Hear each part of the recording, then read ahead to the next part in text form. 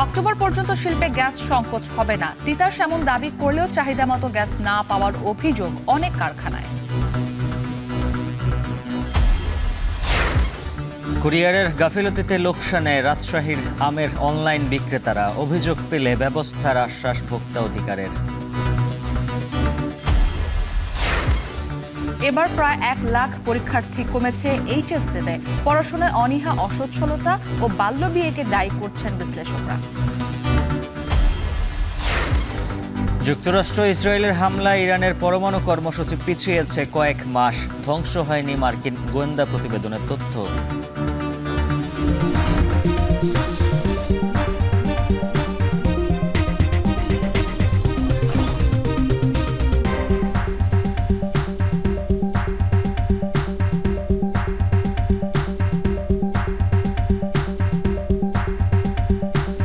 স্বাগত এখন সকালে। পুরো আয়োজন জুড়ে আপনাদের সাথে থাকবো আমরা দুজন, আমি ইসরাত মুক্তি এবং আমি উজ্জ্বল হাফিজ। বেশ কিছু শিল্প প্রতিষ্ঠানে এখনও চাহিদার অর্ধেকের কম গ্যাস পাচ্ছে বলে অভিযোগ গ্রাহকদের। তবে শিল্প প্রতিষ্ঠান কর্তৃপক্ষের এসব অভিযোগ নাকচ করে তিতাসের দাবি সরবরাহ স্বাভাবিক হয়েছে। সেই সাথে আগামী অক্টোবর পর্যন্ত কোনো গ্যাস সংকট হবে না বলেও দাবি তাদের। এদিকে জ্বালানি বিশেষজ্ঞরা বলছেন, গ্যাস সংকট নিরসনে সরকারের অনিচ্ছাই দায়ী। এমনকি দেশে গ্যাস উৎপাদন বাড়াতেও সরকার অমনোযোগী বলে মত তাদের। আরও জানাচ্ছেন সানিম মৃধা। সময় ও এলাকা ভেদে রাজধানীর বাসা বাড়িতে গ্যাস সংকট নতুন কিছু নয়। সময় মতো মাসিক চার্জ দিলেও সঠিক সময়ে চুলায় আগুন থাকার নিশ্চয়তা থাকে না সব সময়। আর এই সংকট মোকাবেলায় অনেকেই ভিন্ন পন্থা অবলম্বন করলেও সবার কণ্ঠে অভিযোগ অভিন্ন।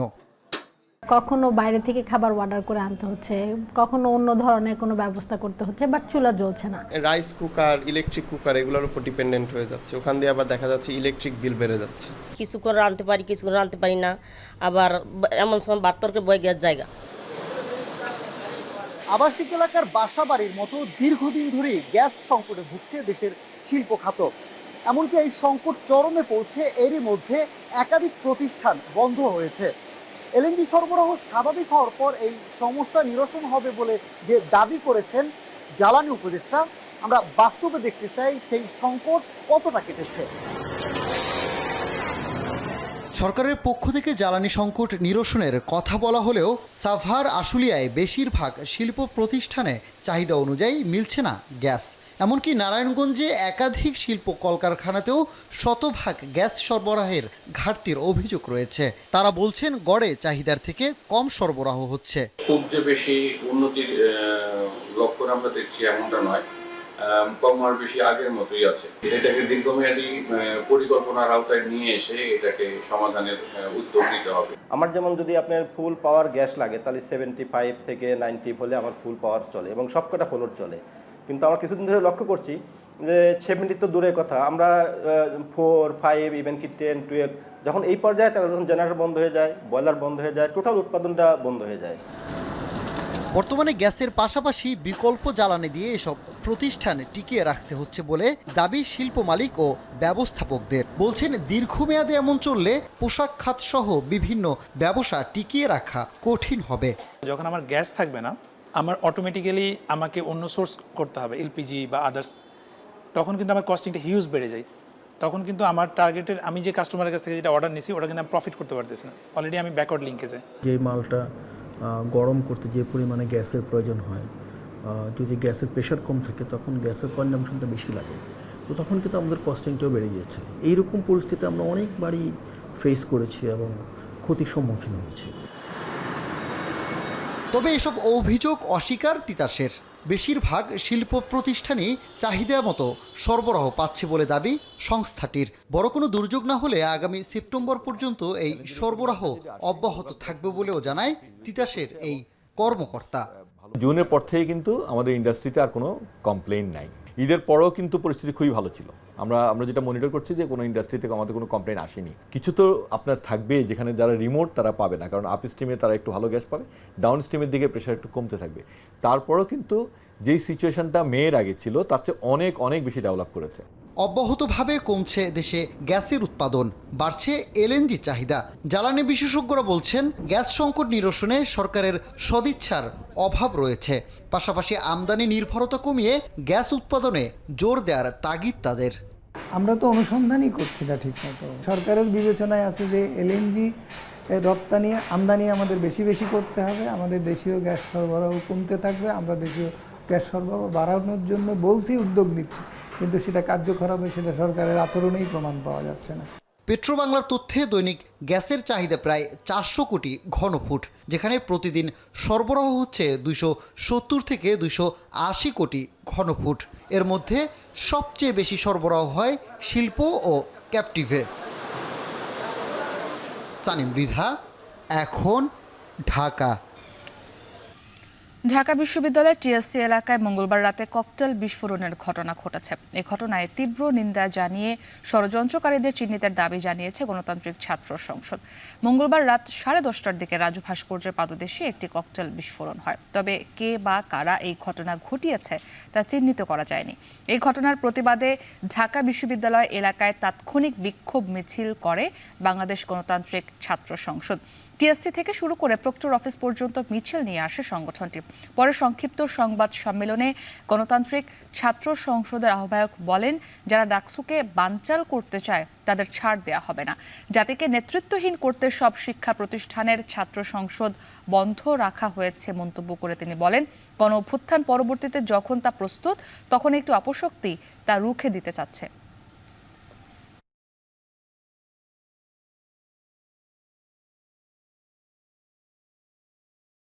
একটি পক্ষ এখানে উদ্দেশ্য প্রণোদিতভাবে ককটেল ফাটিয়েছে এবং আমরা জানিয়ে দিতে চাই, ঢাকা বিশ্ববিদ্যালয়কে কোনোভাবে অস্থিতিশীল করার সুযোগ নেই। আমরা সাধারণ শিক্ষার্থীদের সাথে নিয়ে এই ক্যাম্পাসকে যে কোনো মূল্যে আমরা নিরাপদ রাখবো। এখানে যারাই টাকসুকে যে অংশে বানচাল করতে চায় তাদেরকে আমরা স্পষ্ট বার্তা, আপনারা এই ভুল করবেন না। ঢাকা বিশ্ববিদ্যালয়ের শিক্ষার্থীরা আপনাদেরকে ছাড় দিবেন। সেবা নিয়ে গাফিলতি, প্রতিশ্রুতির বরখেলাপ সহ নানা কারণে কুরিয়ার সার্ভিসের প্রতি ক্ষোভ বাড়ছে রাজশাহী অঞ্চলের আম ব্যবসায়ীদের। প্রতিষ্ঠানগুলোর গাফিলতির ক্ষুণ্ণ হচ্ছে রাজশাহীর আমের সুনাম। লাখ লাখ টাকা লোকসান হচ্ছে এই অঞ্চলের ই কমার্স উদ্যোক্তাদের। তবে ক্ষয়ক্ষতির পরিমাণ সামান্য বলে দাবি কুরিয়ার প্রতিনিধিদের। এদিকে এ বিষয়ে অভিযোগ পেলে ব্যবস্থা নেওয়ার আশ্বাস ভোক্তা অধিকার সংরক্ষণ অধিদপ্তরের। আরও জানাচ্ছেন রাকিবুল হাসান। রাজশাহী, চাঁপাইনবাবগঞ্জ, নওগাঁ ব্যতীত আমের বাগানের এমন বিস্তার দেশের অন্য কোনো অঞ্চলে নেই। 250-র বেশি জাতের সুমিষ্ট আমের 95% এই অঞ্চলে উৎপাদিত হয়। মৌসুমে 15,000 কোটি টাকার বেশি আমের বেচাকেনা হয় এ অঞ্চলে। আমি ঢাকার থেকে আসলাম, আমি ঢাকার থেকে এসে এখানে আম নিয়ে আবার ফিরে গাড়িতে করে আবার ফিরে আমার জায়গা মতন চলে যায়। সব দেশের মানুষই আসে, কেউ অনেক নেয়, কেউ অল্প নেয়। চাঁদপুর, হাজীগঞ্জে, কুমিল্লা ওইদিকে যায় এখানের মাল, আর কেউ কুরিয়ানেও পাঠায় কিনা। ক্যারেট যদি আপনার বেশি দিন থাকে তাহলে একটু পয়সা যায়, আর ক্যারেট 2-1-এর মধ্যে খুললে আপনার একটু হালকা নরম হয়। বিগত বছরগুলোই আমের ক্রেতা তালিকায় নতুন নাম হয়ে উঠেছে ই কমার্স উদ্যোক্তারা। তারা বাগান বা হাট থেকে উন্নত আম খুঁজে ভোক্তার দোরগোড়ায় পৌঁছে দিচ্ছেন। চাহিদা বাড়ায় বাড়ছে উদ্যোক্তার সংখ্যা। আম পরিবহনে এই উদ্যোক্তাদের সবচেয়ে বেশি প্রয়োজন হয় কুরিয়ার সার্ভিসের। তবে এই নির্ভরশীলতায় দিন দিন বাড়ছে কুরিয়ারগুলোর একচেটিয়া মনোভাব। বানেশ্বরে যে সমস্ত কুরিয়ারগুলো আছে সেই সকল কুরিয়ারগুলো প্রতিনিয়ত আমাদের মতন অনলাইন প্ল্যাটফর্ম লোকগুলাকে হ্যারাসমেন্ট করছে এবং তারা দেখা যায় যে কমিটমেন্ট তো নষ্ট করেই, তারপরে আমরা যে টাকা দিয়ে বিনিময়ে যে টাকায় মাল পাঠাই সেই পাঠানোর পরে তারা যদি কোনো কারণে 2-1 ক্ষতিপূরণ দেয় তা 50%ও দিতে চায় না। কাস্টমার কাছে যাইতে ঢাকার মধ্যে 24 ঘন্টা, ঢাকার বাইরে 48 ঘন্টার মধ্যেই এনাফ। তারা 3 দিন, 4 দিন, 5 দিন লাগাচ্ছে স্টেট ফাস্ট। আরও কুরিয়ার আছে, অন্যান্য কুরিয়ারও 3 দিন লাগায়, 4 দিন লাগায়। সেবাদানে কুরিয়ার সার্ভিসের এমন স্বেচ্ছাচারী ও উদাসীন আচরণে আম পচে যাওয়া, ছেঁড়াফাটা মোড়ক, আম চুরি হওয়া বা কখনো পুরোপুরি হারিয়ে যাওয়া সহ ভোক্তার থেকে আসে নানা অভিযোগ। ফলস্বরূপ চলতি মৌসুমে রাজশাহী অঞ্চলের 73টি বড় উদ্যোক্তা প্রতিষ্ঠানের ক্ষতি অন্তত 32 লাখ টাকা। এছাড়াও আম পাঠিয়ে ক্ষতির শিকার এমন ছোট উদ্যোক্তার সংখ্যা অর্ধশতের বেশি। আমাদেরকে কমিটমেন্ট দিয়েছিল যে 3 দিনের ভিতর তারা ডেলিভারি করবে, তো সেই ডেলিভারিটা আর কি 3 দিন না করে তারা করছে কি 8 থেকে 12 দিনের ভিতর। তো আমার নিজে আর কি ক্ষতিগ্রস্ত 5 লক্ষ টাকা। বড় যারা মার্চেন্ট বা উদ্যোক্তা একটু বড় হয়ে উঠেছে আমাদের মতো, তারাও ব্যাপকভাবে ক্ষতিগ্রস্ত হয়েছে। আমি নিজে প্রত্যক্ষভাবে প্রায় 2 লক্ষ টাকার মতো ক্ষতিগ্রস্ত হয়েছি। তবে এ নিয়ে কুরিয়ার সার্ভিস কর্তৃপক্ষ বলছে মার্চেন্টদের ক্ষতির পরিমাণ সামান্যই। সমস্যা সমাধানে কাজ করছেন তারা। আমি আমার এই ব্রাঞ্চ থেকে 4000 ক্রেট আম পাঠাইছি। আমার পুরো রাজশাহী চাপাই মিলে হয়তো 15-20 হাজার আম গেছে। এক গাড়ি আগে গেছে, এক গাড়ি পরে গেছে। এখন বিষয় হচ্ছে যে সব আম যে নষ্ট হয়েছে বা ইয়ে হয়েছে এরকম তো কোনো কিছু না। যদি কারো কোনো ক্ষয়ক্ষতি হয় বা কারো কোনো পার্সেলে ক্ষয়ক্ষতি হয় তাহলে সেটা আমাদেরকে দিলে এটা আমরা আগে ভেরিফাই করছি। এ অবস্থায় এই অঞ্চলের জিআই পণ্য আমের সুনাম ও বাজার টিকিয়ে রাখতে আম পরিবহনে প্রশাসনের কঠোর নজরদারির দাবি বাগানীদের। এদিকে ভোক্তা অধিকার বলছে অভিযোগ পেলে ব্যবস্থা নেবেন তারা। যদি কোনো ভোক্তা বা ক্রেতা তার অর্ডারকৃত পণ্য যথাযথভাবে না পান তাহলে এটা আমাদের কাছে অভিযোগ দায়ের করতে পারবেন এবং এটা একদম সহজ। এখন আমাদের সরাসরি অভিযোগ করতে না, অনলাইনে অভিযোগ করা যায়। আমাদের ওয়েবসাইটে গেলে সিসিএমএস নামক একটা সেবা বক্স আছে, সেখানে আপনি আপনার মোবাইল নাম্বারটা দিয়ে রেজিস্ট্রেশন করে ওইখানে ম্যাক্সিমাম তথ্য দেওয়া আছে, শুধু প্রয়োজনীয় তথ্যগুলো ফিল আপ করে আপনার এটা সাবমিট করে দিলে এটা আমরা অভিযোগটা পেয়ে যাব। এটার জন্য 1 বছরের জেল এবং 50,000 টাকা পর্যন্ত জরিমানা হতে পারে। দ্রুত সময়ে ও সহজে আম পরিবহনে ব্যবস্থা নেওয়ার দাবি এ অঞ্চলের উদ্যোক্তাদের। রাকিবুল হাসান, এখন, রাজশাহী।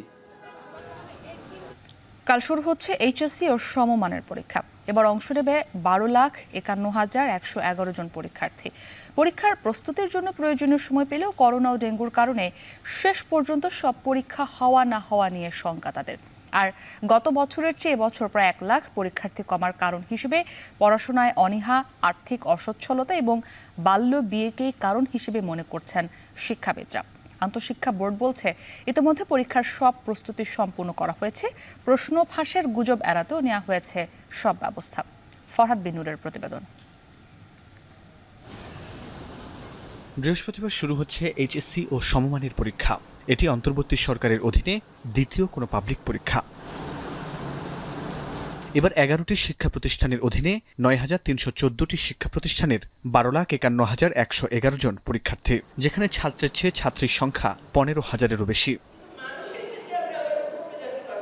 2023 সালের অক্টোবরে একাদশের ক্লাস শুরুর পর এবারে পরীক্ষার্থীরা 20 মাসের বেশি সময় পেয়েছে। এই সময়ের মধ্যে তাদের প্রস্তুতি কতটুকু হলো? যতটুকু ভালো করে প্রস্তুতি নেওয়া যায় নিজের মতো করে চেষ্টা করতেছি, বাকিটা আল্লাহ ভরসা। সময় থাকতে যে প্রস্তুতিটা নিয়েছিলাম ওটা আলহামদুলিল্লাহ এখন কাজে দিতে হবে, কিন্তু এই পরীক্ষার মধ্যে তো একটা প্রেশার থাকবে। পরীক্ষার্থীরা যতটুকু সময় পেয়েছে তাকে খুব একটা কম সময় নয় বলে মনে করেন এই শিক্ষাবিদ। তবে গত বছরের চেয়ে এবার প্রায় 1 লাখ পরীক্ষার্থী কমার কারণও জানালেন তিনি। 3টা কারণ। একটা লার্নিং ক্যাপের জন্য তারা নিজেদেরকে মনে করতেছে না যে তারা পরীক্ষা এর ধরনের একটা হাই স্টেক পরীক্ষাতে তারা অংশগ্রহণ করার মতো নিজেদের যোগ্য মনে করতেছে না, ফলে তারা সরাই নিচ্ছে। আর্থিক অবস্থার যখন বাবা মা কুলাইতে পারতেছে না তখন তারা কর্মসংস্থানের জন্য ছেলেরা হয়তো প্রবেশ করার চেষ্টা করতেছে, আর মেয়েদের ক্ষেত্রে বিয়ের প্রবণতা খুব বেশি দেখা গেছে সময়টাই। ফলে আমাদের এই সময়টায় এসে শিক্ষার্থীর সংখ্যা কমে যাচ্ছে। তবে এদিকে পরীক্ষা শুরুর আগে নতুন করে করোনা ভাইরাসের সংক্রমণ শুরু হয়েছে, বাড়ছে ডেঙ্গু আক্রান্তের হারও। এসব কারণে শেষ পর্যন্ত সব পরীক্ষা সম্পন্ন হওয়া নিয়ে শঙ্কা অনেক পরীক্ষার্থীর।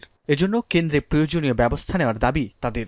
এখন যেহেতু করোনা ডেঙ্গু বেড়ে যাচ্ছে, তো একটা শঙ্কা মনের মধ্যে আছে যে এক্সাম মাঝখানে চলাকালীন আবার যদি বন্ধ হয়ে যায়, স্থগিত হয়ে যায়, তাহলে একটা সমস্যা তৈরি হবে। মাস্ক পরিধান করা, স্যানিটাইজার বহন করা, অথবা কেন্দ্রের আশেপাশে যে কোনো পানি জমাটবদ্ধ না থাকে। এদিকে আন্তঃমন্ত্রণালয় বলছে সুষ্ঠুভাবে পরীক্ষা নেওয়ার জন্য ইতোমধ্যে সব প্রস্তুতি সম্পূর্ণ করা হয়েছে। আমাদের পরীক্ষার প্রস্তুতি তো অনেকগুলো পর্ব আছে, সেই পর্বগুলো সবই কভার করে আসছে। ফলে এই মুহূর্তে আমাদের আর কোনো লেভেল কোনো কাজের কর্মসূচি তেমন একটা বাকি নেই। আমরা ওয়েল প্রিপেয়ার্ড। প্রশ্ন ফাঁস ও গুজব ঠেকাতে সব রকম প্রশাসনিক ব্যবস্থা রয়েছে বলেও জানান ঢাকা বোর্ডের চেয়ারম্যান। এ নিয়ে অভিভাবক শিক্ষার্থীদেরও সচেতন থাকার আহ্বান তার। আর প্রশ্ন আউট বলতে যেটা বোঝায় সেটি তো। ফরহাদ বিন নূর, এখন, ঢাকা। মানিকগঞ্জে কয়েকদিনের বৃষ্টিতে কমেছে সবজির সরবরাহ, যার প্রভাব পড়েছে দামে। সপ্তাহ ব্যবধানে প্রকারভেদে সবজির দাম বেড়েছে কেজিতে 8 টাকা পর্যন্ত। বিস্তারিত জানাতেও যুক্ত আছেন সহকর্মী আসাদ জামান। আসাদ, জানাবেন কোন সবজি কত দরে বিক্রি হচ্ছে? উজ্জ্বল, আপনি যেমনটি বলছিলেন, আমি এখন রয়েছি মানিকগঞ্জ ভাট বা সবজির আড়তে। মূলত এক সপ্তাহ আগেও আমরা কিন্তু দেখেছিলাম যে এই সবজিতে এই আড়তের সবজিতে ভরপুর ছিল। তবে টানা বৃষ্টির কারণে কিন্তু অধিকাংশ সবজি ক্ষেত নষ্ট হয়ে যাওয়ার কারণে কিন্তু আজ আমরা ভিন্ন চিত্র দেখতে পেয়েছি। অর্থাৎ আগে যে সবজিগুলো আমরা দেখতে পেয়েছিলাম এর অধিকাংশ সবজি কিন্তু বাজারে তেমনটা দেখতে পাইনি। মানে আহ, কমেও গিয়েছে এবং যে অন্যান্য যে কিছু সবজি আছে সেগুলো বাজারেও আমরা দেখতে পাইনি। তো আজকের বাজার দর সম্পর্কে যদি একটু জানাতে চাই যে গত সপ্তাহে যে ধুন্দুল 10 টাকা কেজিতে বিক্রি হয়েছে, আজ সেটা বেড়ে কিন্তু 15 টাকা বিক্রি হচ্ছে। কচুরমুখী 30 টাকার কেজি যেটা বিক্রি হয়েছিল সেটা আজ 35 টাকা। 15 টাকার পটল বিক্রি হচ্ছে 20 টাকা কেজিতে। 15 টাকার পেঁপে 20 টাকা। শসা 22 টাকা ছিল, সেটা কিন্তু আজ বেড়ে 30 টাকা হয়েছে। যে করলা যেটা, সেটা আমরা দেখেছি 40 থেকে 42 টাকা বিক্রি হয়েছিল গত সপ্তাহে, সেটা কিন্তু আজ বিক্রি হতে দেখেছি 50 টাকাতে। কহি যেটা 15 টাকার কহি, সেটা কিন্তু 20 টাকায় বিক্রি হতে দেখেছি আজকে। আর কাঁকরোল যেটা 32 টাকার কাঁকরোল, সেটা কিন্তু 40 টাকায় আজ বিক্রি হচ্ছে। আর কাঁচামরিচের যে দাম, সেটা কিন্তু 5 টাকা বেড়ে কিন্তু আজ 40 টাকায় বিক্রি হচ্ছে। শুধুমাত্র যে বিষয়টা দেখেছি আমরা, যে শুধুমাত্র লেবুর দাম যেটা, সেটা কিন্তু 2 টাকা কমেছে। অর্থাৎ আগে যেটা আমরা 12 টাকা কেজিতে বিক্রি হতে দেখেছি, আজ সেটা কিন্তু 10 টাকা কেজিতে বিক্রি হচ্ছে বলে আমরা দেখতে পেয়েছি।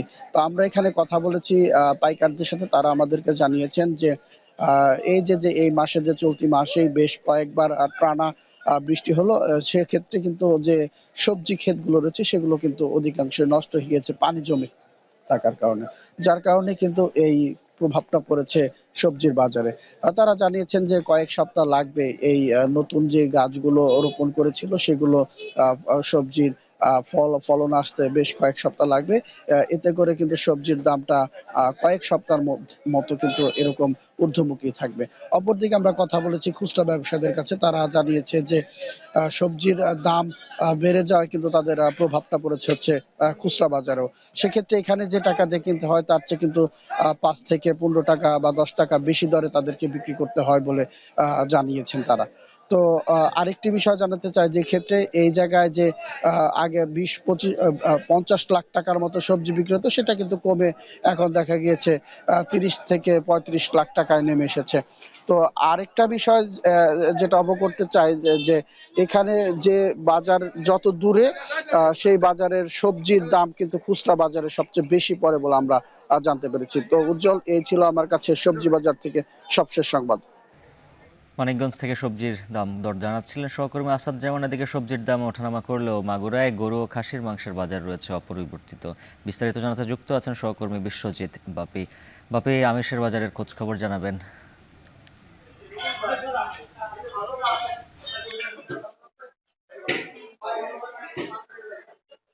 উজ্জ্বল, আমি এই মুহূর্তে আছি মাগুরার সব থেকে যে বড় মাংসের বাজার, মাগুরা পুরাতন বাজার মাংসের বাজারে। এই বাজার থেকে ভোর থেকেই কিন্তু এখানে কিন্তু মাংস ব্যবসায়ীরা কিন্তু মাংস তারা বিক্রয়ের জন্য কিন্তু আসছে। এবং এখানে আপনাকে একটু জানিয়ে রাখি যে ঈদের পর থেকেই কিন্তু গরু এবং যে খাসির মাংস, এই মাংস কিন্তু ক্রেতা কিন্তু বেশ কম রয়েছে এখানে। যদি আপনার কিছুদিন আগেও এখানে 40 থেকে 50টি খাসি এবং 15 থেকে 20টি গরুর কিন্তু এখানে জবাই করা হতো, সেটি কিন্তু কমে বর্তমান কিন্তু এখানে কিন্তু 3 থেকে 4টি গরু এবং 10 থেকে 12টি খাসি কিন্তু প্রতিদিন কিন্তু এখানে জবাই করা হচ্ছে। এছাড়াও এখানে পাশেই রয়েছে মুরগির বাজার। এই মুরগির বাজারে কিন্তু দামটা কিছুটা কিন্তু ওঠানামা করছে। যেমন আপনাকে মুরগির বাজারের কথা যদি আমরা বাজার দরটা যদি আমরা জানাই, তাহলে সোনালী মুরগির দাম কিন্তু গত সপ্তাহ থেকে 1 লাফে 40 টাকা বেড়ে বর্তমান কিন্তু 280 টাকা করে বিক্রি হচ্ছে। এছাড়া দেশি মুরগির দাম কিন্তু কেজি প্রতি 10 থেকে 20 টাকা কিন্তু কমেছে। তাছাড়া যেমন পাতি হাঁসের পিস কিন্তু 550 টাকা থেকে বর্তমান 500 টাকায় বিক্রি হচ্ছে। এছাড়া লেয়ার মুরগির দাম কিন্তু অপরিবর্তিত রয়েছে, 320 টাকা করে বিক্রি হচ্ছে।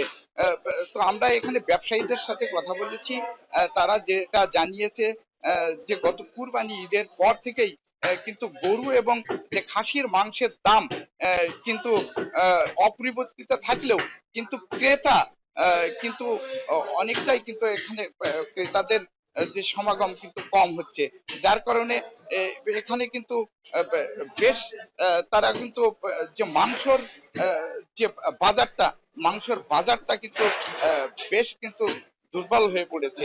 এবং আমরা যদি এই মাংসের বাজারের যে যে চিত্র দেখা যাচ্ছে যে এখন যেমন বেলা হইলেও এখনো কিন্তু ক্রেতাদের কোনো কিন্তু আনাগোনা নাই। তো এই ছিল মাগুরা মাংসের বাজার থেকে সর্বশেষ। যুক্ত ছিলেন সহকর্মী বিশ্বজিৎ বাপি। আধুনিকতার ছোঁয়ায় দিন দিন হারিয়ে যেতে বসেছে মৃৎশিল্প, দিশেহারা হয়ে পড়েছে পাল সম্প্রদায়। তবে বগুড়ার মৃৎশিল্পীরা সারা বছরই ব্যস্ত সময় পার করছেন দুই পাত্র বানিয়ে। জীবিকা ভালো চললেও সরকারি বেসরকারি সহযোগিতা পেলে আরও এগিয়ে নিতে চান তাদের এই পৈতৃক পেশা। সাইফুল সাগরের ছবিতে জানাবেন রাজীব সালিম। বাংলা বছরের শুরুর দিকে গ্রামীণ লোকজ মেলায় যেসব মাটির জিনিসপত্র বিক্রি হয় সেগুলো তৈরিতে কুমারপাড়ার ব্যস্ততা শুরু হতো মাস দুয়েক আগে থেকে। তবে এখন আর আগের মতো মেলা হয় না, তাই মাটির খেলনা, হাঁড়িপাতিল সহ অন্যান্য তৈজসপত্র তৈরির ব্যস্ততাও নেই। আধুনিকতার ছোঁয়ায় হারিয়ে যেতে বসেছে প্রাচীন এই শিল্প। বগুড়ার বিখ্যাত আরিয়া পালপাড়া, মহিষাবান পালপাড়া, শেখেরকলা ও শাখারিয়া পালপাড়ার কোনো বাড়িতেই আর মাটির তৈজসপত্র তৈরি করেন না মৃৎশিল্পীরা। ছোট ছোট খুঁটি, বাসন, পুতুল সবকিছু বানাচ্ছিল, সবকিছু একসাথে মেলায় নিয়ে যাচ্ছিল, একসাথে আমরা সবকিছু বিক্রি করতাম। বাংলাদেশের যে কোনো জায়গাতে আমরা এই খেলনা নিয়ে গেছি, প্রচুর পরিমাণ বিক্রি হয়েছে। এখন আর মনে করেন ওটাও আর চলে না, এখন আর মেলা টেলা করি না, এখন আর চলে না ওগুলা জিনিস। আর শুধু এক দইয়ের ভাণ্ড নিয়ে পড়ে আসি, কিন্তু যদি বগুড়ায় দইটা না চলতো তাহলে আমাদের দিন যাওয়া খুব কঠিন হতো। গেল কয়েক দশকে বাজারে দাপট বেড়েছে প্লাস্টিক, সিরামিক আর মেলামাইনের, কমেছে মাটির তৈজসপত্রের ব্যবহার। তবে বগুড়ার জিআই স্বীকৃতি পাওয়া মিষ্টান্ন দই তৈরি হয় মাটির পাত্রেই। দইয়ের সাথে সাথে চাহিদা বেড়েছে বিভিন্ন আকৃতির দই পাত্রেরও। বগুড়ার মৃৎশিল্পীরা পুরনো পেশা ধরে রেখেছেন দই পাত্র বানিয়েই। পালপাড়ায় এখন সারা বছরই দই পাত্র তৈরির ব্যস্ততা থাকে। দইয়ের ডুকি আছে, 2.5 কেজি আছে, সরা আছে, গিলাস আছে, বাটি আছে। তো এগুলো যদি না খায় তাহলে আমাদের মাটির ব্যবসা এরকম চলতো না। দিলে বড়গুলো সেগুলো 2000-1500 করে চলে, আবার তার ছোটগুলো 1 কেজি গুলো মনে করেন 1200 টাকা চলে, 1200-1000। মৃৎশিল্পেও আধুনিকতার ছোঁয়া লেগেছে। মাটি কাদা করতে ও বিভিন্ন তৈজসপত্র তৈরিতে ব্যবহার বেড়েছে বৈদ্যুতিক মোটরের। তাছাড়া প্রাচীন এই শিল্পের উন্নয়নে মৃৎশিল্পীদের উন্নত প্রশিক্ষণ ও সহজ শর্তে ঋণ দেয়া হয় জানান এই কর্মকর্তা।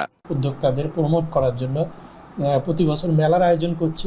মৃৎশিল্পের উপর প্রশিক্ষণ নিতে আগ্রহী তাদেরকে আমরা বিসিকের প্রধান কার্যালয়ে আমাদের যে নকশা কেন্দ্র আছে সেই নকশা কেন্দ্রতে প্রশিক্ষণের জন্য আমরা মনোনীত করে পাঠাচ্ছি এবং সেই সঙ্গে স্বল্প সুদে তাদেরকে ঋণের ব্যবস্থা করছি। আকারভেদে প্রতিটি দই পাত্র বিক্রি হয় 5 থেকে 15 টাকা পর্যন্ত। রাজীব সেলিম, এখন বগুড়া। পিরোজপুর জেলার স্বরূপকাঠি উপজেলার আটঘর কুরিয়ানা খালের পাড়ে শত শত বছরের পুরনো ঐতিহ্য নিয়ে এখনও বসে নৌকার হাট। প্রতি বছর জ্যৈষ্ঠ মাস থেকে শুরু হয়ে ভাদ্র মাস পর্যন্ত টানা কয়েক মাস জমে ওঠে এই হাট। আরও জানাচ্ছেন আলামিন তালুকদার। বর্ষা মৌসুমে দক্ষিণাঞ্চলের যোগাযোগের অন্যতম মাধ্যম হয়ে ওঠে ডিঙি নৌকা। তাই জ্যৈষ্ঠ মাস থেকেই সরগরম হয়ে ওঠে পিরোজপুরের স্বরূপকাঠির আটঘর কুরিয়ানা খালের পাড়। প্রতি শুক্রবার সকাল থেকে দুপুর পর্যন্ত বসে দক্ষিণাঞ্চলের সবচেয়ে বড় এই নৌকার হাট। কাঠের তৈরি ছোট বড় নৌকা বিক্রি হয় এখানেই। স্থানীয় কারিগররা নিজের হাতে তৈরি এসব নৌকা নিয়ে আসেন হাটে। দাম শুরু হয় 1,500 টাকা থেকে, আর বড় মাপের নৌকার দাম পৌঁছায় 10,000 পর্যন্ত। শত বর্ষ আগে যাত্রা শুরু করা এই হাটে এখনও বিক্রি হয় 3 থেকে 350 নৌকা, যার বাজার দর প্রায় 20 থেকে 25 লাখ টাকা। আশপাশের জেলার শত শত ক্রেতা আসেন এখানে। কেউ কেউ একসঙ্গে কিনে নেন 4-5টি নৌকা। শুধু কেনাবেচা নয়, এই হাট এখন হয়ে উঠেছে স্থানীয় সংস্কৃতি আর ঐতিহ্যের অংশ। খালের পাড় জুড়ে তৈরি হয় উৎসবমুখর পরিবেশ, জমে ওঠে নানা বয়সী মানুষের মিলন মেলা। বিক্রেতারা জানান, গেল বছরের তুলনায় এবার নৌকার দাম একটু বেশি, তবে গুণগত মান ভালো। গত বছরের থেকে এবার বাজারে একটু চড়া বেশি। এই বাজারের নৌকা মানসম্মত ভালো। আমাদের নৌকা সবসময় লাগবে, কারণ আমাদের খাল বেশি। জ্যৈষ্ঠ মাস হওয়ার পর থেকে আমরা ব্যানগাই তো চালাই, সোনামে আপল বরিশাল থেকে আসি, নৌকা কিনে নিয়ে যাই। বাজার মেলছে 100 বছর থেকে এর আগেও, তা আমিও আসি মনে করেন 50 থেকে 60 বছর হয়েছে। 200 গ্রামের থেকে নৌকা কিনতে আসে, কারণ বিশেষ করে এই এলাকা পেয়ারার সিজনে সবার নৌকার দরকার হয়। হাটের ঐতিহ্য ধরে রাখতে নেওয়া হয়েছে নানা উদ্যোগ, যাতে করে নতুন প্রজন্ম এই সাংস্কৃতিক পরিচয় ধারণ করতে পারে বলে জানান উপজেলা নির্বাহী কর্মকর্তা। এই হাটটাকে আমরা টিকিয়ে রাখার জন্য আমাদের বিভিন্ন পদক্ষেপ রয়েছে। ইতিমধ্যে আমরা এখানে টয়লেট স্থাপন করা অথবা পরিবেশের উন্নয়ন করা এবং কাঠ শিল্পীদেরকে বিভিন্নভাবে উদ্বুদ্ধ করার জন্য আমরা চেষ্টা করে যাচ্ছি, কাজ করে যাচ্ছি উপজেলা প্রশাসন থেকে। আমরা চাই যে আগামী দিনে যাতে করে আমাদের এই প্রজন্ম যারা রয়েছে তারাও এই বিষয়টা ধারণ করবে, এই ঐতিহ্যটাকে ধরে রাখবে। আধুনিক যুগে যান্ত্রিকতার মাঝেও আটঘর কুরিয়ানার নৌকার হাট ধরে রেখেছে গ্রামীণ জীবনের এক প্রাচীন ঐতিহ্য। এমন ঐতিহ্যবাহী হাটগুলোকে সংরক্ষণ এবং স্থানীয় কারিগরদের সহায়তায় উদ্যোগ নিলে টিকে থাকবে গ্রাম বাংলার এই অনন্য পরিচয়। আল আমিন তালুকদার, এখন পিরোজপুর। যুক্তরাষ্ট্রের হামলায় নির্মূল হয়নি ইরানের পারমাণবিক কর্মসূচি, বড়জোর কয়েক মাস পিছিয়ে গেছে, তথ্য পেন্টাগনের প্রতিরক্ষা গোয়েন্দা সংস্থার। বিবিসির মার্কিন সহযোগী প্রতিষ্ঠান সিবিএস সহ বিভিন্ন সংবাদ মাধ্যমে পেন্টাগনের ফাঁস হওয়ার নথিতে উঠে এসেছে এই তথ্য। যদিও হোয়াইট হাউসের দাবি এই তথ্য ভুল এবং প্রেসিডেন্ট ডোনাল্ড ট্রাম্পের সম্মান হানি করার উদ্দেশ্যে ছড়ানো হচ্ছে। এদিকে 12 দিনের সহিংসতার পর আপাতত অস্ত্রবিরতি কার্যকর রয়েছে বলে নিশ্চিত করেছে ইরান ও ইসরায়েল দুই দেশই।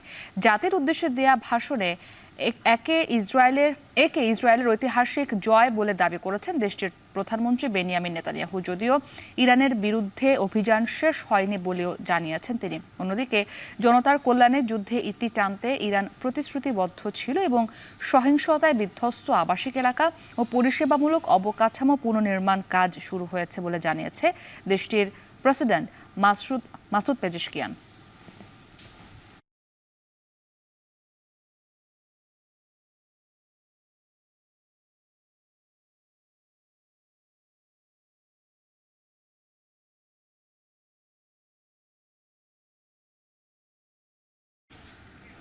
জনসমর্থন বাড়াতে ইরানের বিরুদ্ধে যুদ্ধ শুরু করেন নেতানিয়াহু, যার সিদ্ধান্ত নেওয়া হয় আরও 8 মাস আগে। ওয়াশিংটন পোস্টের দাবি, রাজনৈতিক উদ্দেশ্য বাস্তবায়নে যুক্তরাষ্ট্রকেও যুদ্ধে টেনে আনেন ইসরায়েলি প্রধানমন্ত্রী। তবে এপির প্রতিবেদন বলছে ইরান যুদ্ধ নেতানিয়াহুর জন্য লাইফ লাইন হয়ে এলেও ক্ষমতা ধরে রাখা কঠিন। আরও জানাচ্ছেন নাফিয়া আরমান মনন।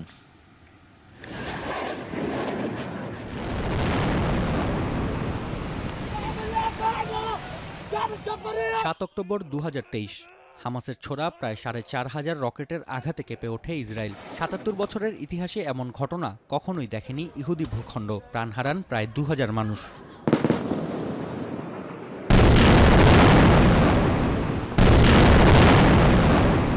সুরক্ষিত ইসরায়েলে হামলার প্রতিশোধ তুলতে এরপর থেকে গাজায় অব্যাহত রয়েছে গণহত্যা। যদিও দিন দিন কমছিল নেতানিয়াহুর প্রতি ইসরায়েলিদের জনসমর্থন। তাই গেল বছরই ইরানের বিরুদ্ধে যুদ্ধের সিদ্ধান্ত নেন ইসরায়েলি প্রধানমন্ত্রী। তেল আবিবের বেশ কয়েকজন শীর্ষ কর্মকর্তার বরাতে এমনটাই দাবি করেছে ওয়াশিংটন পোস্ট। মার্কিন গণমাধ্যমটির প্রতিবেদনে উল্লেখ করা হয়, 2024 সালের অক্টোবরে বিমান হামলার মাধ্যমে ধ্বংস করা হয় ইরানের আকাশ প্রতিরক্ষা ব্যবস্থা। পাশাপাশি হত্যা করা হয় হিজবুল্লাহর শীর্ষ নেতৃত্বকে। সে সময়ই ইরানের বিরুদ্ধে যুদ্ধ শুরুর প্রস্তুতি গ্রহণের জন্য আইডিএফকে নির্দেশ দেন ইসরায়েলি প্রধানমন্ত্রী। যদিও যুক্তরাষ্ট্রের সক্রিয় অংশগ্রহণ ছাড়া এই হামলা সফল হবে কিনা তা নিয়ে ছিল সংশয়। এ লক্ষ্যে দফায় দফায় দেন দরবারে পিছিয়ে যায় পরিকল্পনা বাস্তবায়ন। ইরান পরমাণু বোমা তৈরির দ্বারপ্রান্তে যুক্তিটির পক্ষে প্রমাণ উত্থাপনে এপ্রিলে হোয়াইট হাউস সফর করেন বেনিয়ামিন নেতানিয়াহু। যদিও মার্কিন গোয়েন্দাদের কাছে এমন কোনো তথ্য ছিল না। অন্যদিকে তেহরানের সঙ্গে এগিয়ে যাচ্ছিল ওয়াশিংটনের পরমাণু চুক্তির কার্যক্রম। এতে ধূলিসাৎ হয়ে যেত প্রতিশোধ বাস্তবায়নের স্বপ্ন। তাই ট্রাম্পের আলটিমেটাম শেষ হবার পরই 13 জুনের প্রথম প্রহরে তেহরানে হামলা চালায় তেল আবিব। বিশ্লেষকরা বলছেন, ইরানের বিরুদ্ধে প্রতিশোধ নেবার পাশাপাশি নেতানিয়াহুর অন্যতম লক্ষ্য ছিল খামেনি সাম্রাজ্যের পতন। বাস্তবায়ন অসম্ভব জেনেও যুক্তরাষ্ট্রকে এই যুদ্ধে টেনে আনেন ইসরায়েলি প্রধানমন্ত্রী। The ultimate objective of Netanyahu in relation to Iran has been regime change. He's made it very clear that he doesn't tolerate the Islamic regime in power in Iran, sees it as an existential threat, and the United States is simply playing along with that. দুর্নীতির মামলায় নাজেহাল, জোটসঙ্গীদের হুমকি ও গ্রেপ্তারি পরোয়ানা জারির পাশাপাশি হামাসের হামলা প্রতিহতের ব্যর্থতায় নেতানিয়াহুর রাজনৈতিক ক্যারিয়ার ছিল সমাপ্তির পথে। এমন পরিস্থিতিতে চিরপ্রতিদ্বন্দ্বী ইরানের বিরুদ্ধে যুদ্ধকেই শেষ অস্ত্র হিসেবে ব্যবহার করেন তিনি। বার্তা সংস্থা এপির বিশ্লেষণ বলছে, ৭৫ বছর বয়সী ইসরায়েলি প্রধানমন্ত্রীর ক্যারিয়ারে আরেকটি লাইফলাইন হয়ে এসেছে এই যুদ্ধ। তবে হামাস নির্মূল কিংবা আরব দেশগুলোর সঙ্গে সম্পর্ক স্বাভাবিকরণের প্রতিশ্রুতি বাস্তবায়ন করতে না পারলে আগামী বছরের নির্বাচনে পরাজয়ের মুখ দেখতে হতে পারে নেতানিয়াহুকে। নাফিয়া আরমান মনন, এখন বিশ্ব। গোটা বিশ্বের চোখ যখন ইরান ইসরায়েলের দিকে, তখন গাজার হাসপাতালগুলোতে চিকিৎসা সরঞ্জাম প্রবেশে নিষেধাজ্ঞা আরোপ করেছে নেতানিয়াহু প্রশাসন। এতে করে শত শত নবজাতকের জীবন হুমকিতে পড়বে বলে আশঙ্কা করছে অলাভজনক সংবাদ মাধ্যম পর্যবেক্ষণ সংস্থা মিডল ইস্ট মনিটর। অন্যদিকে গাজায় ত্রাণ নিতে ইসরায়েলি হামলায় প্রতিদিনই প্রাণ হারাচ্ছেন ফিলিস্তিনিরা। ত্রাণের খাবারে প্রিয়জনের রক্ত লেগে আছে এমন আর্তনাদ প্রতিধ্বনিত হচ্ছে অবরুদ্ধ উপত্যকা জুড়ে। সতীর্থ কর্মকারের প্রতিবেদন। জাবালিয়ার উত্তরে বেতলাহিয়া শহরের ওপর দিয়ে যাচ্ছে একটি ট্রাক। সেদিকে রুদ্ধশ্বাসে ছুটছে মানুষ। যে যেভাবে পারছে ওঠার চেষ্টা করছে ট্রাকে। দেখে মনে হতে পারে কোনো মহাবিপদ থেকে বাঁচতে ওই ট্রাকে চড়া ছাড়া আর কোনো বিকল্প নেই এই মানুষগুলোর। দৃশ্যটি আসলে ত্রাণ বোঝাই একটি ট্রাক থেকে খাবার সংগ্রহের। ক্ষুধার সঙ্গে লড়তে না পেরে যে যেভাবে পারছেন ওই ট্রাক থেকে সামান্য আটা, শুকনো খাবার নিয়ে ফিরে যাচ্ছেন পরিবারের কাছে। যদিও অধিকাংশ সময় খালি হাতেই ফিরতে হচ্ছে তাদের। গেল ১৩ দিন ধরে গোটা বিশ্বের নজর যখন ইসরায়েল ইরান সংঘাতের দিকে, তখন মধ্যপ্রাচ্যের আরেকটি যুদ্ধবিধ্বস্ত অঞ্চল ফিলিস্তিনের গাজা উপত্যকায় চূড়ান্ত বর্বরতা চালাচ্ছে ইসরায়েলি সেনাবাহিনী। ত্রাণ আটকে রাখা, অপর্যাপ্ত সরবরাহ ব্যবস্থার সঙ্গে যোগ হয়েছে ত্রাণ নিতে আসা মানুষের ওপর গোলাবর্ষণ। গৃহহীন ফিলিস্তিনিদের আর্তনাদ যে সামান্য খাবারটুকু পৌঁছাচ্ছে গাজাবাসীর কাছে, তাতেও লেগে আছে প্রিয়জনের রক্ত। كنت رايح اجيب اكل لاهلي ولاخواتي واخوي وتصوبنا وطخ كثير. كل يوم خريطة اخلاء جديدة، جباليا، التفاح. طب وين نروح يا عمي؟ وين؟ فضيلنا هلقيتها خلص من ايران وجانا دورنا। 2023-এর অক্টোবরে যুদ্ধ শুরুর পর আইডিএফের হামলার লক্ষ্যবস্তুতে পরিণত হয় গাজার স্বাস্থ্যকেন্দ্রগুলো। অকার্যকর হয়ে পড়ে উপত্যকার 94% হাসপাতাল। টিকে থাকা 6% স্বাস্থ্যকেন্দ্রে এবার চিকিৎসা সরঞ্জাম প্রবেশে নিষেধাজ্ঞা আরোপ করেছে নেতানিয়াহু প্রশাসন। গেল সোমবার শিশু খাদ্যের অভাবে অসুস্থ হয়ে পড়ে 1 ডজনেরও বেশি নবজাতক। গাজার অধিকাংশ নবজাতকের আশ্রয় খান ইউনিসের নাসের হাসপাতালে মিলছে না কিউবেটর, শিশুখাদ্য ও প্রয়োজনীয় চিকিৎসা সরঞ্জাম। বিশেষ করে 6 মাসের কম বয়সী শিশু যারা খাদ্য গ্রহণে বেবি ফর্মুলা 1 ও 2-র উপর নির্ভরশীল, তাদের স্বাস্থ্য নিয়ে উদ্বেগে আছেন নাসেরের স্বাস্থ্যকর্মীরা। ভীষণ গুরুত্বপূর্ণ এই শিশু খাদ্যের সরবরাহ বাড়ানো না হলে পরিপাকতন্ত্র ও শ্বাসকষ্টজনিত অসুস্থতায় আক্রান্ত হওয়ার ঝুঁকিতে আছে 10,000-এরও বেশি নবজাতক, এমন আশঙ্কা জানিয়েছে অলাভজনক সংবাদ মাধ্যম পর্যবেক্ষণ সংস্থা মিডল ইস্ট মনিটর। عدد كبير من الشهداء والإصابات الخطيرة. أنا على حسب ما وصلني من معلومات من خلال المتابعة في المساء. গাজার এই নবজাতকদের মায়েরাও ভুগছেন পুষ্টিহীনতায়। বুকের দুধ খাওয়াতে পারছেন না শিশুকে। উপত্যকাটির স্বাস্থ্য মন্ত্রণালয় বলছে, শুধুমাত্র পুষ্টিহীনতায় ভুগে এই নাসের হাসপাতালে প্রাণ গেছে অন্তত 60 নবজাতকের। একই চিত্র আল শিফা হাসপাতালেরও। প্রতিদিন ত্রাণ নিয়ে ফেরার সময় যে পরিমাণ মানুষ আহত হচ্ছেন, তাদের ন্যূনতম প্রাথমিক চিকিৎসা দেওয়ার সরঞ্জাম নেই হাসপাতালটিতে। এছাড়া আইসিইউ কিংবা জরুরি বিভাগের বাইরে প্রতিদিন কত মানুষ মারা যাচ্ছেন সেই পরিসংখ্যান জানা নেই কারুরই। সতীর্থ কর্মকার, এখন বিশ্ব। বৈশাখ মাস চলে গেলেও যুক্তরাজ্যের লন্ডনে চলছে বৈশাখী উৎসবের আমেজ। ভিনদেশে সবচেয়ে বড় বৈশাখী মেলার এবারের আসর বসেছিল লন্ডনের মাইল্যান্ড স্টেডিয়ামে। মেলায় প্রবাসী বাংলাদেশিদের অংশগ্রহণ ছিল চোখে পড়ার মতো। দেশের সংস্কৃতি লালন এবং ভবিষ্যৎ প্রজন্মের কাছে তা পৌঁছে দিতেই এই আয়োজন বলে জানান আয়োজকরা। লন্ডন ঘুরে আরও জানাচ্ছেন মনিরুজ্জামান মনির।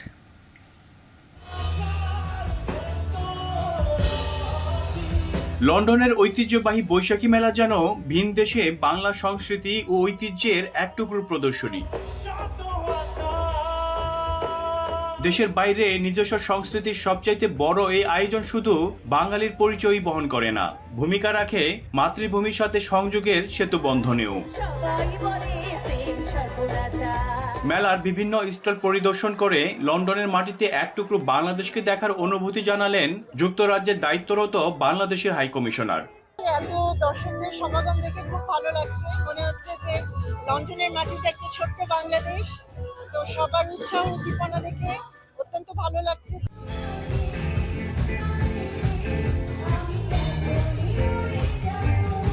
লন্ডনের বৈশাখী মেলা বাঙালি সংস্কৃতি ঐতিহ্যকে ধারণ করে চলছে, জানান আয়োজকরা। প্রবাসের বাহিরে সবচেয়ে বড় আয়োজন বৈশাখী মেলা আমরা আয়োজন করে থাকি, বিকজ বাংলাদেশের কৃষ্টি, বাংলাদেশের ইতিহাস, বাংলাদেশের ঐতিহ্যকে আমরা সারা বিশ্বে ছড়িয়ে দিতে চাই।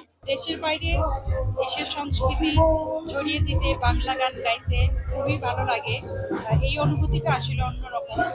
মেলায় সাংস্কৃতিক আয়োজনে সঙ্গীত শিল্পী কনক চাপা ও ব্যান্ড শূন্য সহ স্থানীয় শিল্পীদের পরিবেশনা মুগ্ধ করে দর্শকদের। প্রবাসীরা জানান, লন্ডনের বাঙালিরা আবারও প্রমাণ করলেন দূরে থেকেও বাংলার ঐতিহ্য ও সংস্কৃতিকে ধারণ করা যায় হৃদয়ে।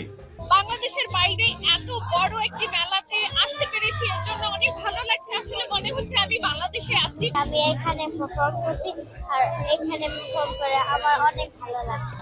This Mela is our Bangladeshi culture and all the dancing and fun activities this place has in store for us kids. বেচা বিক্রি খুবই ভালো ছিল। বাংলাদেশি প্রোডাক্ট বিক্রি করার জন্য এই টাইপের মেলা আমাদের জন্য খুব দরকার, খুব ভালো ছিল। এত দূরে সবার সাথে মানে একটা ফ্যামিলি ফিল। এবারের মেলা স্টলগুলিতে ছিল বাংলাদেশের ঐতিহ্যবাহী পোশাক, হস্তশিল্প, জামদানি শাড়ি, দেশীয় মুখরোচক খাবার ও ফলের বিপুল সমাহার। দেশের বাইরে এক টুকরো বাংলাদেশ, লন্ডনের এই বৈশাখী মেলা তারই প্রমাণ করছে। আর এই আয়োজনটি একটি ঐতিহ্যে পরিণত হয়েছে। আয়োজকরা জানিয়েছে এই ধারা অব্যাহত থাকবে আগামী প্রজন্মের জন্য, আগামী বাংলাদেশকে এখানে এই বিদেশের মাটিতে তুলে ধরার জন্য। মনিরুজ্জামান মনির, এখন লন্ডন। প্রায় 18 বছর পর কলম্বোর সিংহুলি স্পোর্টস ক্লাবে বাংলাদেশ শ্রীলঙ্কা ম্যাচ দিয়ে জয় দিয়ে রাঙাতে চান কোচ ফিল সিমন্স। সিরিজ নির্ধারণী ম্যাচে মেহেদী হাসান মিরাজ মাঠে ফিরছেন বলে নিশ্চিত করেছেন তিনি। অন্যদিকে মিরাজকে মোটেও হুমকি হিসেবে দেখছেন না লঙ্কান ব্যাটার ধনঞ্জয়া ডি সিলভা। ওয়াসুল হক পান্থর প্রতিবেদন। সিংহলিজ স্পোর্টস ক্লাব 1952 সালে পথ চলা শুরু করা লঙ্কান ক্রিকেট হেডকোয়ার্টার বাংলাদেশের জন্য যেন এক দুঃস্বপ্নের নাম। এই ভেন্যুতে এর আগে বাংলাদেশ 3টি ম্যাচ খেলেছে, 2001, 2002 এবং 2007 সালে, যার দুটিতে ইনিংস ব্যবধানে হার, একটিতে প্রায় 300 রানের ব্যবধানে হার। 18 বছর পর বাংলাদেশ আবারও টেস্ট খেলতে যাচ্ছে শ্রীলঙ্কার ঐতিহাসিক এই মাঠে। দুঃস্বপ্নের এই ভেন্যুতেই বাংলাদেশ দ্বিতীয় টেস্ট খেলবে স্বাগতিকদের বিপক্ষে। গলে পাওয়া আত্মবিশ্বাসের ফায়দা নিয়ে ইতিহাস বদলেই চোখ কোচ ফিল সিমন্সের। I think there's a lot of confidence from the way we played. It's not going to be an easy thing to win the match, but that's what we're going to be trying to do. Same thing that we're trying to do in goal.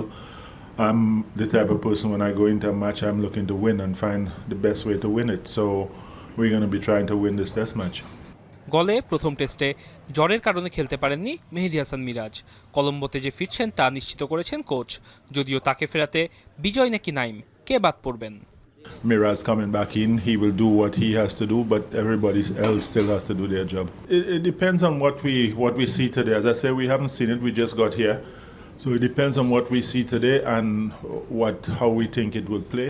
কলম্বোর wicket ঐতিহাসিকভাবেই শেষ দিনগুলোতে স্পিনারদের পক্ষে যায়, আর সেখানে মিরাজের ফেরা কি স্বাগতিকদের জন্য আতঙ্কের?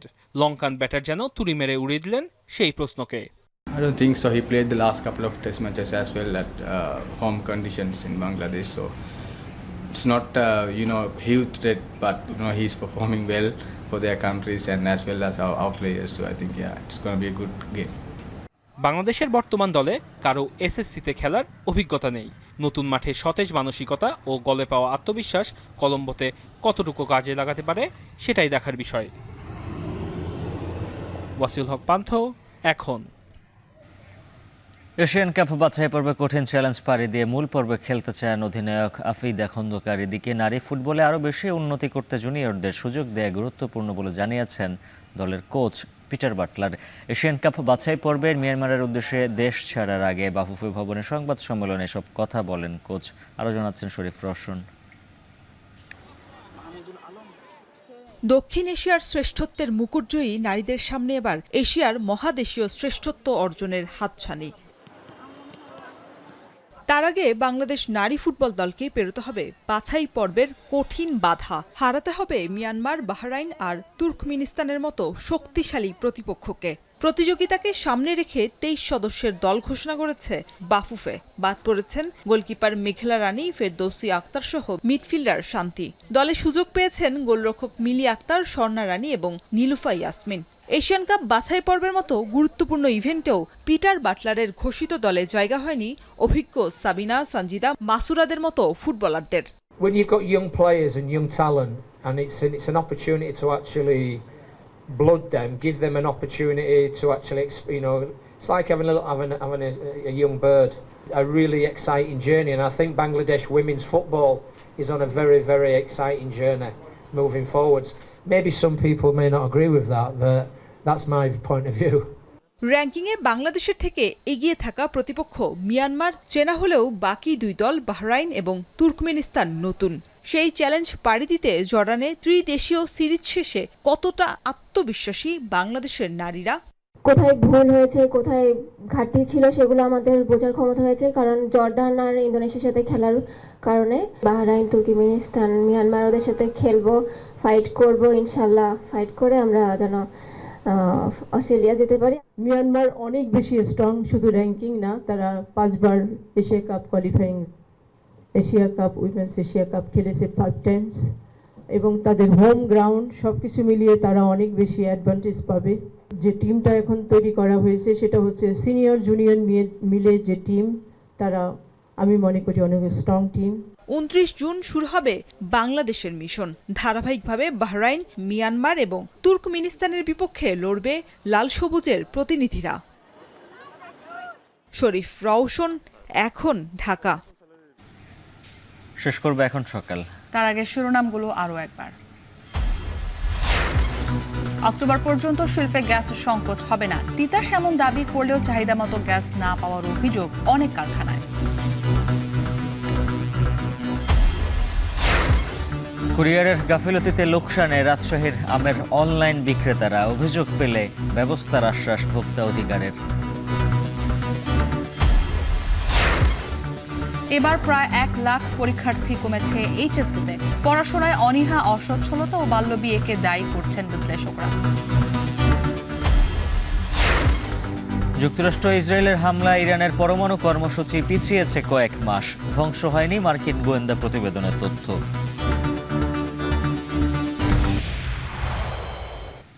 এই ছিল এখন সকালে। এখন টেলিভিশন ওয়েবসাইটে দেখতে ভিজিট করুন এখন.tv। যারা ফেসবুকে দেখুন facebook.com/tv.এখন, আর সরাসরি ইউটিউবে দেখতে ভিজিট করুন youtube.com/c/echontv।